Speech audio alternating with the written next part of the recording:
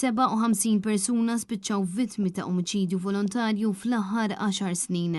Bl-istatistika turi li 2/3 tal-vittmi kienu rġiel fil-waqt li terz kienu nisa. Din l-istatistika ħarġet mill-NSO din il-ġimgħa fejn intqal li matul il-perjodu bejn l-2014 u l-2023 is-snin li raw l-inqas qatt ta' omiċidju kienu l-2021 u l-2023.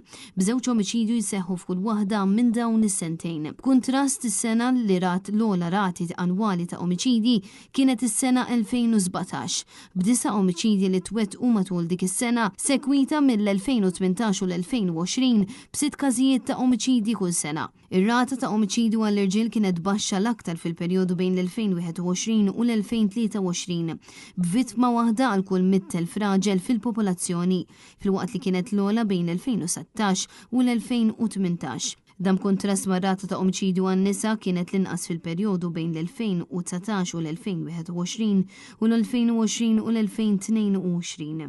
Mill-istatistika jidher li kważi nofs il-vittmi kellhom bejn il-25 u l-44 sena fil-waqt li kważi 20% kellhom il-45 u 59 sena. Madwar wieħed minn kull 5 vittmi kellhom il-fuq minn 59 sena. Dan fil-waqt li 5 minn 57 vittma kienu taħt l-età tal-25 sena.